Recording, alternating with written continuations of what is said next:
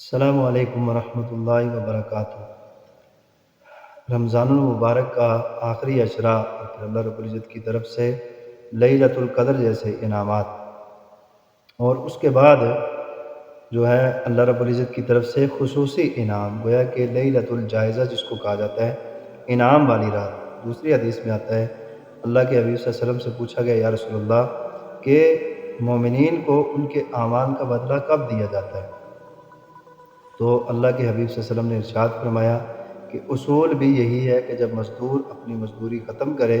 تو اسے اس کی اجرت دی جائے۔ تو ہماری جو پورے رمضان المبارک کی کمائی ہے اور یہ جو مزدوری ہے، اس کا بدلہ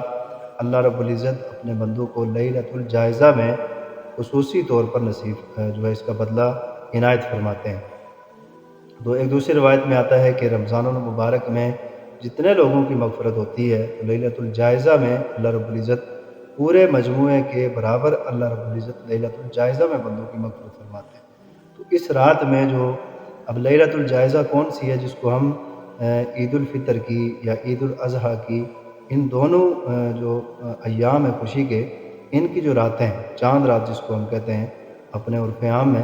تو چاند رات میں ہمیں عبادت کا خصوصی اہتمام کرنا چاہیے۔ اب پورے رمضان المبارک کی کمائی آپ کے پاس ہے، مثال یوں سمجھیں جیسے ایک آدمی پورا مہینہ مزدوری کرتا ہے، اور پورا مہینہ مزدوری کرنے کے بعد جو اس کے پاس جمع پونجی ہے اپنی،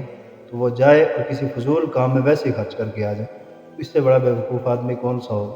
تو اس لیے ہمیں اس لیلۃ الجائزہ میں اپنے اعمال کا خصوصی خیال رکھنا چاہیے۔ عمل کرنا جو ہے اور اعمال صالحہ کرنا بعض احباب کے لیے بہت آسان ہوتا ہے، لیکن ان کو سنبھال کر اپنے پاس رکھنا یہ بہت مشکل کام ہے۔ تو دنیا میں ہم نے عمل کرنا بھی ہے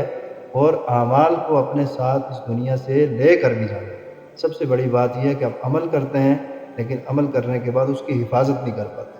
تو اعمال کی حفاظت کیا ہے کہ انسان جو ہے، جہاں انسان کے اعمال کے ضائع ہونے کا خطرہ ہو،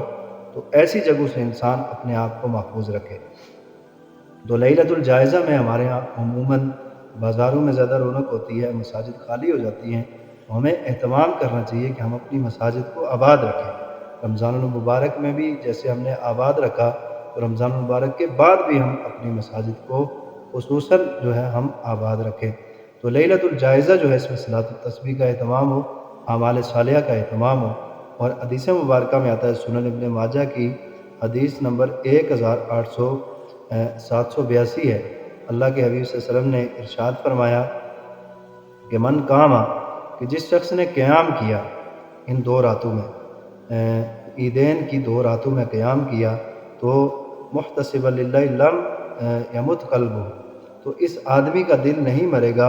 یوم تموت القلوب، جس دن سارے کے سارے دل مر جائیں گے۔ یعنی کہ جس دن انسان کے دل لرز رہے ہوں گے، کانپ رہے ہوں گے اور دل مردہ ہو جائیں گے، تو جو عیدین کی دو لیالی میں یعنی دو راتوں میں اپنے آپ کو عبادت کے لیے پابند رکھے، تو اس کا دل اس دن بھی نہیں مرے گا بلکہ یہ زندہ دل شخص شمار ہوگا۔ تو اس لیے اللہ رب العزت سے دعا ہے کہ ہمیں ان مبارک راتوں میں اور خصوصاً لیلۃ الجائزہ میں اور چاند راتوں میں اللہ رب العزت ہمیں عبادت اور عمل صالحہ کی توفیق نصیب فرمائے۔ السلام علیکم ورحمۃ اللہ وبرکاتہ۔